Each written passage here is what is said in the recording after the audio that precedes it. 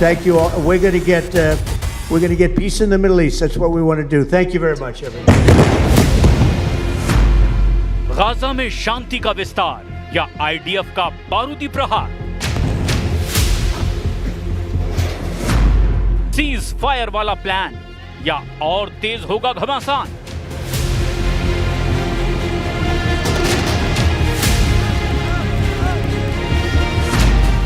क्या हमास को उसके अंजाम तक पहुंचाकर दम लेंगे नेतन्याहू?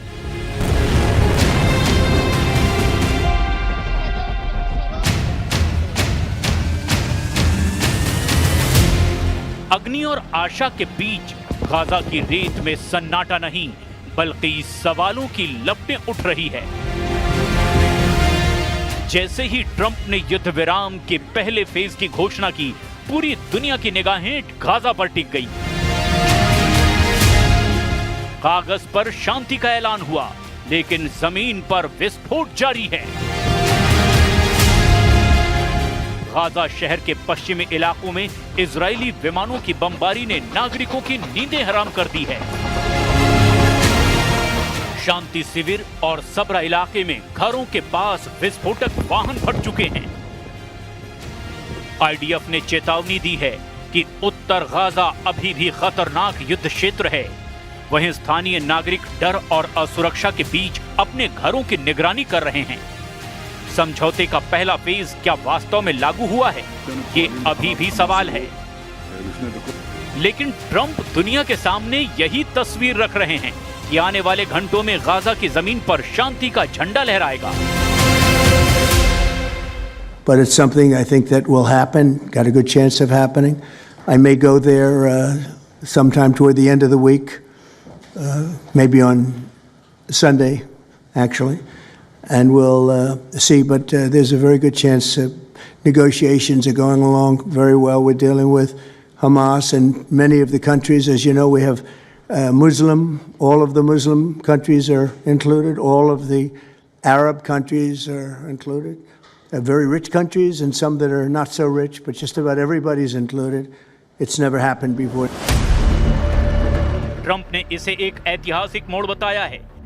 कतर ने इसे मध्यस्थता की सफलता कहा है। कतर के विदेश मंत्रालय के प्रवक्ता माजिद अल अंसारी ने सोशल मीडिया पर लिखते हुए कहा, मध्यस्थों ने घोषणा की कि गाजा युद्ध विराम समझौते के पहले चरण की सभी शर्तों पर सहमति बन गई है। ये युद्ध के अंत, इजरायली बंधकों और फिलिस्तीनी कैदियों की रिहाई और राहत सामग्री की आपूर्ति का रास्ता साफ करेगी।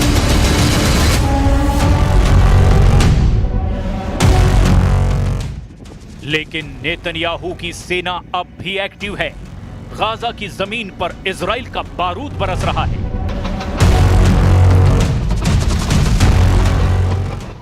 इस तरह का विरोधाभास ये दिखाता है कि ट्रंप और नेतन्याहू के बीच स्वाभिमान और रणनीति की दीवारें गढ़ी जा रही हैं। नेतन्याहू दक्षिणपंथी घटकों के दबाव में हैं, जबकि ट्रंप वैश्विक दबाव और अमेरिकी सुरक्षा को लेकर तेजी से दखल दे रहे हैं। गाजा के नागरिकों का जीवन अब भी डर और अनिश्चितता के बीच फंसा है। जिहाद अल शागनोबी जैसे लोग, जिनकी बाह पर बाहरी फिक्सेट लगी है, अभी भी घर की क्षति का जायजा ले रहे हैं। उनके लिए युद्ध विराम का मतलब सिर्फ कागज पर है, क्योंकि घरों और गलियों में बमबारी अभी भी जारी है। स्थानीय अस्पतालों में घायल और मृतकों की संख्या लगातार बदल रही है। नागरिक राहत और भोजन की किल्लत के बीच जी रहे हैं। यानी बेहिसाब दुश्वारियां, अंतहीन संघर्ष और लगातार बढ़ती चुनौतियां यहां जिंदगी की हर संभावना को लीलती जा रही है। غزة اتدمرت وانتهت. ان شاء الله هذه المرة حتكونوا صادقين وهتخلص بإذن الله. والله ان شاء الله بنتأمل خير انه تخلص على سلام ان شاء الله. आईडीएफ ने पूरे गाजा शहर को घेर लिया है। शहरी इलाकों में हर कदम पर खतरनाक हालात हैं। वाडी गाजा के उत्तर में अभी भी लोग खतरनाक क्षेत्र में हैं। सेना का कहना है कि घरों और बस्तियों के पास वाहन और विस्फोटक लगातार नष्ट किए जा रहे हैं। युद्ध विराम की हर संभावना पर ये हमले भारी पड़ते जा रहे हैं।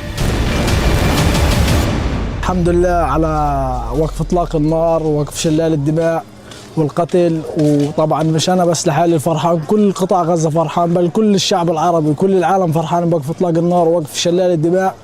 كل الشكر والحب للي وافقوا معنا ووقفوا معنا. संयुक्त राष्ट्र, अमेरिका और कतर लगातार मानवीय राहत और युद्ध विराम की निगरानी कर रहे हैं। ट्रंप ने इसे पहला फेज बताया, लेकिन कागज और जमीनी हालात की दूरी बिल्कुल साफ है।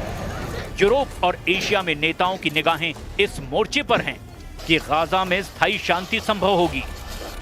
हमास ने रिहाई की लिस्ट दी है, लेकिन हथियार सौंपने को तैयार नहीं हैं, जिस वजह से इजराइल के साथ समझौते और शांति की स्थिरता पर सवालिया निशान खड़े हो चुके हैं। बंधकों की रिहाई की टाइमलाइन 72 घंटे की है, इसीलिए अब ये समझते हैं कि आखिर इजराइल और हमास के बीच जिस पहले चरण की पीस प्लान पर हस्ताक्षर किए गए, उसका पूरा नक्शा क्या है। इस पहले चरण के प्रस्ताव पर इजराइल और हमास दोनों ने ही सहमति जता दी है। इसके तहत अगले 72 घंटे में हमास इजराइल के सभी 20 जीवित बंधकों को रिहा किया जाएगा, जिसके बदले में इजराइल भी करीब 2000 फिलिस्तीनी कैदियों को आजाद करेगा। President Trump, thank you very much. אנחנו מודים לו.